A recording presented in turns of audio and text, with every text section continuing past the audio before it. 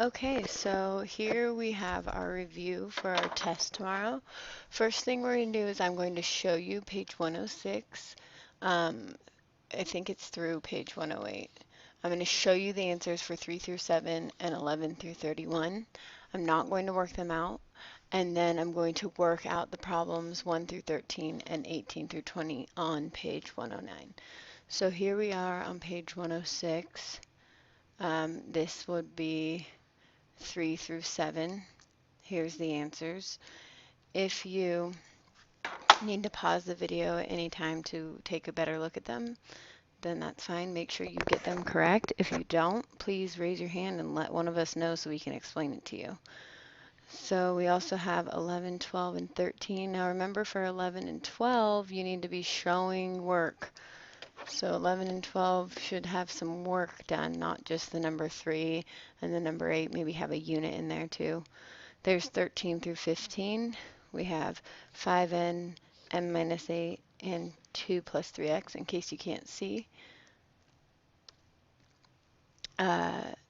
17, we got 30 minus x equals 4. 18, the sum of 6 and twice y is 14. I'm going to put a little arrow next to that one because high possibility that one just like that will be on the test.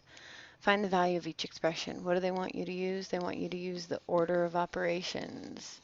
Order of ops. Remember that. So there's 19 through 22. Remember, again, you can pause at any time. 23, the answer is 17. Doesn't look like that showed up. 24 is 400. 25 is associative property of addition, commutative property of multiplication. For 26, commutative property of addition, associative property of multiplication. And last, we got 29 through 31. Remember, it says copy and complete. So you need to copy these down, all this, and then complete by putting this 4 right over there. Putting this 7 right over there. Okay, so that was the first part. We're now going to move on to page 109, and I am going to work out these problems. So first it says write an algebraic expression that contains 2 different operations and at least 2 unlike terms. Unlike terms means like x and y, or x and a number. So all of these 9, x, and y, those are all unlike terms. So an answer for number 1 could look like this. We'll do it here. 6x minus 3. It could also look like 1/4 y plus 7. It could look like a bunch of things. It could just look as simple as 6 minus z, something like that. Okay, 2 and 3, it says write an algebraic expression for each verbal expression. And we have verbal expressions right here, x increased by 12 and the product of 5 and y. So we're going to write an algebraic expression for each of those. Remember, algebraic expression means no equal sign, no equal sign. So x increased by 12, we have x plus 12. What else could you have? You could also have 12 plus x. Number 3, the product of 5 and y should be 5y. Now I get this question a lot. Can it be y5? No. 5y. Okay. Find the value of each expression. Show your work. And remember, our work, we like to see it in a upside down pyramid or a cone, something looking like that. So we'll take number 4. Let's move it over here. We got 13 plus 4 times 5. What do we do first? 4 times 5, 20. 13 plus 20, 33, and you're done. So that was 4. Let's do number 5. I'll do 5 in blue.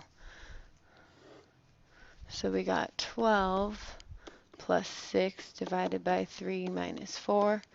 What do we do first? 6 divided by 3 is 2. We copy down the rest of the problem. 12 plus 2. Now we have addition and subtraction at the same time. So what do? We move from the left to the right. So we do 12 plus 2 first, that's 14. We copy down the rest of the problem. 14 minus 4 is 10, and you're done. Now let's move on to number 6. Number 6, I'll do in green again. We got 3 times 8 plus 2 minus 7. Order of operations tells us we do grouping symbols first, so we could do 8 plus 2 is 10. We copy down the rest of the problem. We keep these in parentheses. What does this mean with this 3 parenthesis 10? It means 3 times 10. So 3 times 10 obviously comes first. We don't subtract first.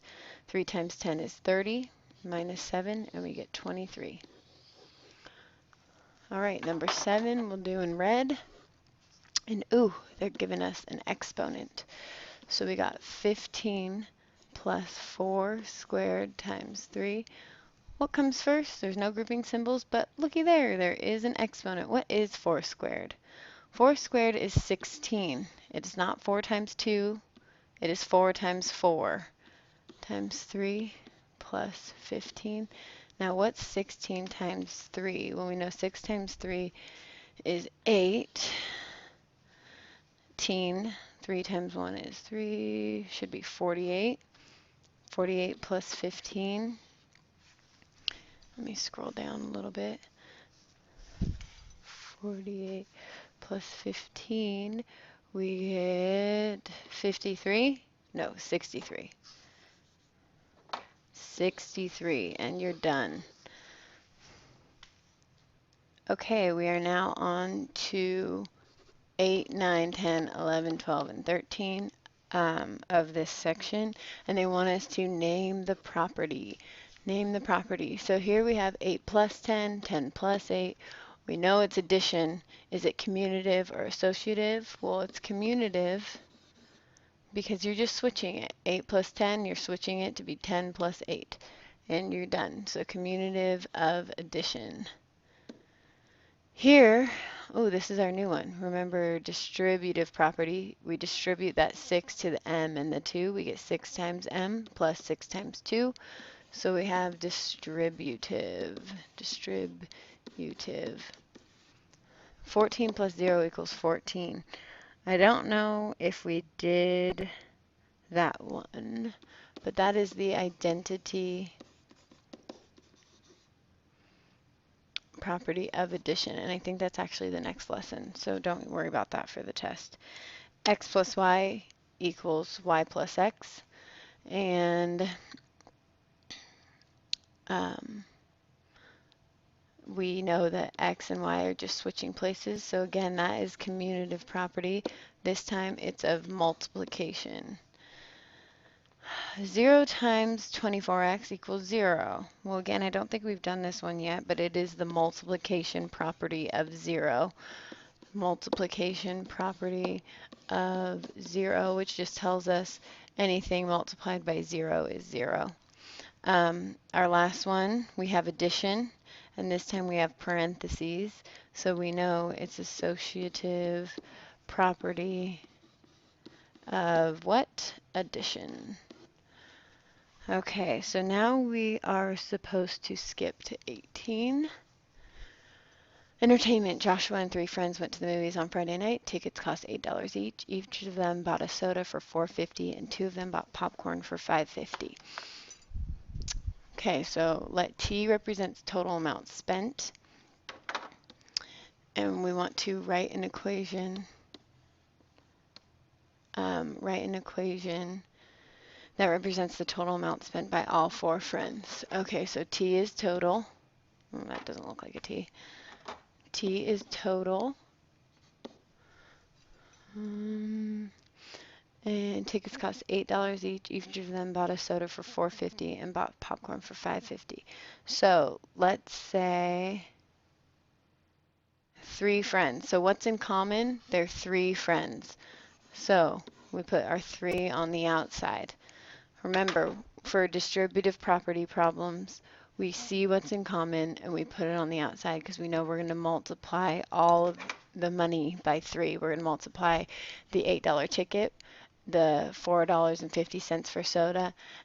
And actually, in this case, it says only 2 of them bought popcorn for $5.50. So we're going to multiply the $8 ticket and the $4.50 soda by 3, and then we're going to multiply $5.50 by only 2. So we got $8 ticket plus $4.50 because each of them bought a soda. Oh, not 3. Joshua and 3 friends. That would be 4. Duh. So Joshua and 3 friends would be 4. So we got our total is 4 times 8 plus 450. Then it says 2 of them bought popcorn for $5.50. So we're going to say 2 times $5.50 for the popcorn. So let's work this. Oh no, that is our equation. So find the total amount spent.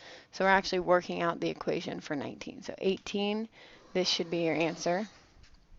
And 19, we actually work it out. So the total is equal to, well, instead of doing 8 times 4 and then 4 times 450, let's add these together. 8 plus 450 is going to give us 1250. And we'll multiply that in a second. And then we got plus 2 times 550. So let's move that down. So 4 times 1250. We'll do that work over here. 4 times 0 is 0. 4 times 5 is 20. 4 times 2 is 8. 9, 10. 4 times 1 is 4, plus 1 is 5. So just on soda and tickets alone, they spent $50. Sorry, just a quick little announcement this morning. 550 times 2 is going to be 2 times 0, 0. We got 10. 2 times 5 is 10, plus 1 is 11. And they spent $11 on soda. So $50 plus $11 is going to give us a $61 total. So we know T equals $61. And that is your answer for 19. Let's move on to 20. Number cents. Regina has a total of 8 quarters and dimes. She has a total of $1.55. How many dimes does she have? So she has 8 coins. She doesn't know how many, with a total of $1.55. We want to know how many dimes, and which are 10 cents, right? And how many quarters, which are 25 cents. Okay. So this, they want us to use guess and check. So I'm going to guess, and at the end, they don't want to even know how many quarters. They just want to know dimes, but we got to find the number of quarters.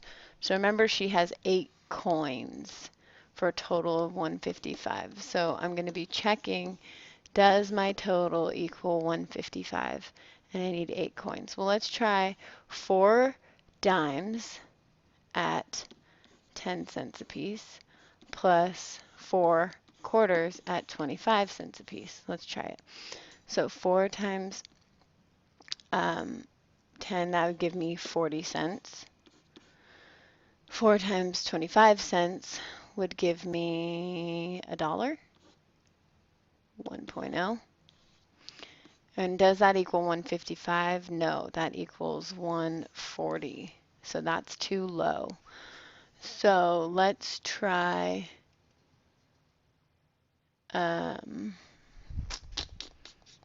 let's see, it's too low, so we probably want to increase our quarter over here. So let's try 3 dimes at 10 cents plus 5 at 25 cents.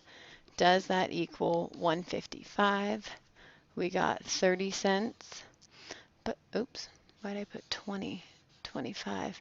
5 times 25, that would be $1.25.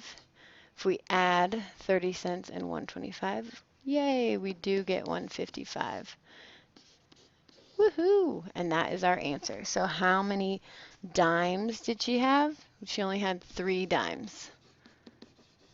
3 dimes. If you don't get how to get that, please watch this section over again because there will be a question like this on the test tomorrow. Okay, any questions? Go ahead and raise your hand. Study, study, study tonight. That test is tomorrow. Have a good day.